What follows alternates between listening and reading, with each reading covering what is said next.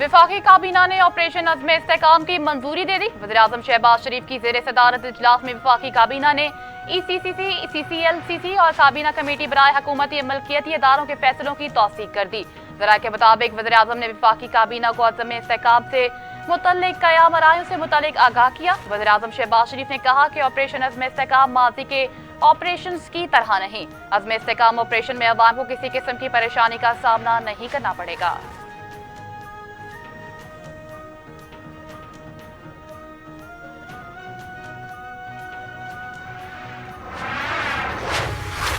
मिसाके मईशत के बगैर मसाइल का हल नहीं। नेशनल इकोनॉमिक चार्टर बनाना है तो सबसे मशवरा करना होगा। यहाँ बैठे दोनों तरफ के लोगों से भी बात करना होगी। सियासी मुशावरत से जो हल निकलता है वो ज्यादा बेहतर है।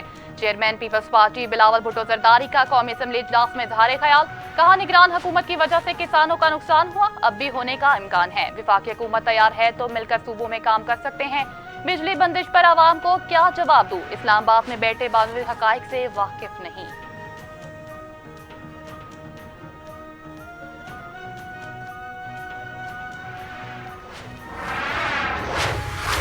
ऑपरेशन अज़्म इस्तेहकाम से मुतल्लिक इबहाम पैदा करना मुनासिब नहीं। वज़ीर दिफा ख्वाजा आसिफ कहते हैं, PTI, GQI और ANP की तशवीश को दूर करेंगे।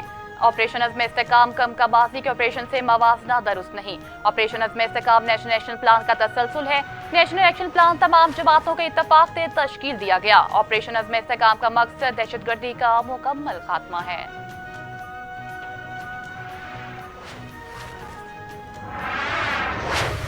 मखसूस नशिस्तों का केस। वकील सुन इत्तेहाद ने कहा कि मखसूस नशिस्तें मिलने पर कवर्शों से अब हमारी उम्मीदवार होंगी। अदालत ने साहबजादा हामिद रजा के कागजात नामजदगी का पूछा था। कागजात नामजदगी में हामिद रजा ने वाबस्तगी सुन इत्तेहाद कौंसिल से ही दिखाई थी। गैर मुस्लिम मेंबर न रखने वाले शेख JUI के मंशूर में भी है, लेकिन इनको मशरूक नशिस्तें मिली। जस्टिस अतहर मिनल्ला ने कहा कि अदालत को बताया गया कि कागजात नामजदगी में हामिद रजा ने सुन इत्तेहाद से वाबस्तगी जाहिर की। अगर ये बात दुरुस्त होती तो सुन इत्तेहाद कौंसिल के पार्लियामेंट में जनरल नशिस्त होगी।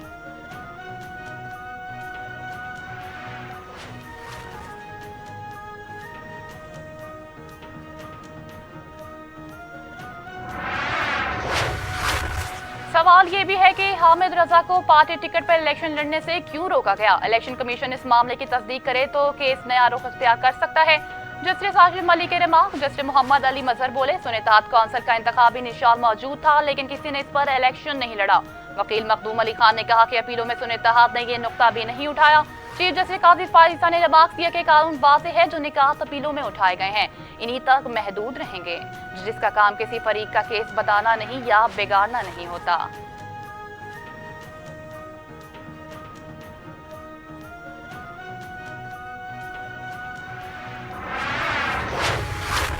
इद्दत के दौरान निकाह केस में सजा मुअत्तली की दरख्वास्त पर फैसला महफूज। फैसला 27 जून को दिन 3 बजे सुनाया जाएगा। इस्लामाबाद के डिस्ट्रिक्ट एंड सेशन कोर्ट में सेशन जज मोहम्मद अफजल मजोका ने दरख्वास्तों पर समाअत की। दौरान समाअत बुशरा बीबी के वकील सलमान सफदर ने कहा, अजीब केस है, मियाँ बीवी दोनों अंदर हैं, कोई पता नहीं फ्रॉड किसने किसके साथ किया। मुझे नहीं मालूम आपने क्या फैसला करना है, जमानत देनी है या मुस्तरद करनी है। मैं आपके फैसले का एहतराम करूंगा।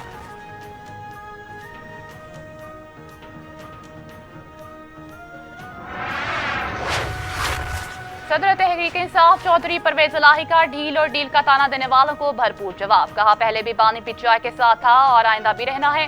डील और ढील की बातें करने वाले ये गलत फहमी में हैं, वो अपना मुंह बंद रखें। न बानी PTI पीछे हैं और ना मैं हटूंगा। मेरे कुछ रिश्तेदार और मोहसिन रजा नकवी गलत बातें कर रहे हैं। गिरने पर मेरी 5 पसलियां टूटी, अल्लाह ताला ने मेरी जान किसी मकसद के लिए बचाई। मैंडेट चोरी करने वाले गुजरात के लोगों से पहले माफी मांगे, जब तक माफी नहीं मांगते कोई बात नहीं होगी।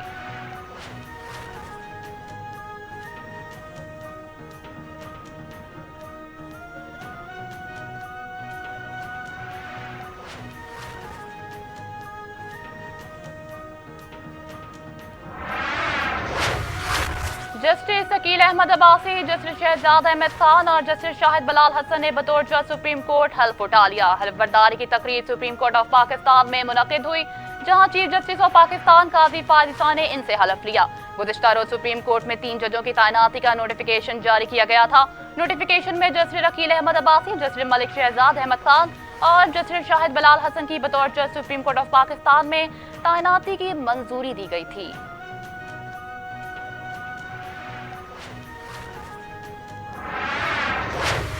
एक बार फिर लाहौर और गिरदनवाह में गर्मी की शिद्दत बढ़ गई। पारा 43 डिग्री तक जाने का इम्कान।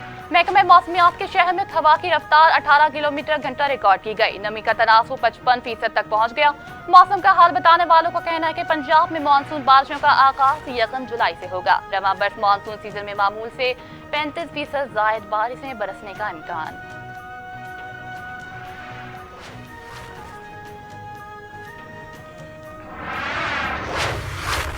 भारत में गर्मी की शदीद लहर। 93 अफराद हलाक। नई दिल्ली में 6 साला रिकॉर्ड टूट गया।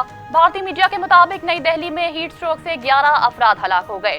उत्तर प्रदेश में गर्मी से 81 अफराद जान से गए। उधर राजस्थान में शदीद बारिशें और सैलाब ने तबाही मचा दी। 108 देहात ज़ेर-ए-आब। मुख्तलिफ हादसात में हलाकतों की तादाद 37 तक पहुंच गई। 4 लाख अफराद मुतासर। असम में 1300 एकड़ से ज्यादा रकबे पर खड़ी फसलें तबाह। 5000 से ज्यादा लोगों को रिलीफ कैंपों में मुंतकिल कर दिया गया।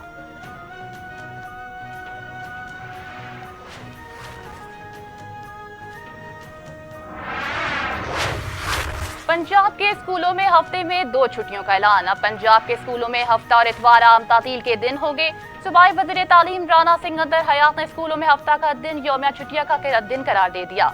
कहा कि टीचर्स कम्युनिटी की नई आसानी के लिए हफ्ता का दिन बतौर वीकली ऑफ करार देने का ऐलान कर रहा हूँ। असातिज़ा तालीम की खिदमत कर रहे हैं, इनका ख्याल रखना हमारी जिम्मेदारी है।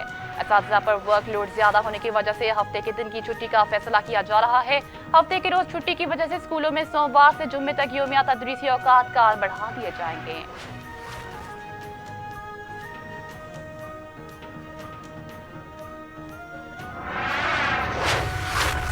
T20 world cup. अफगानिस्तान ने सनसनीखेज मुकाबले के बाद बांग्लादेश को 8 रन से शिकस्त देकर तारीखी में पहली बार वर्ल्ड कप सेमीफाइनल में रसाई हासिल कर ली, जबकि ऑस्ट्रेलिया वर्ल्ड कप से बाहर हो गया। अफगानिस्तान ने बांग्लादेश को जीतकर 116 रन का हदफ दिया था, जबकि बांग्लादेश को सेमीफाइनल में क्वालिफाई करने के हदफ 12.1 ओवर्स में हासिल करना था। बांग्लादेश को डिकवर्थ लॉय सिस्टम के तहत 19 ओवर्स में 114 रन का हदफ मिला, लेकिन बंगाल टाइगर्स को 5 रन पर ढेर हो गई।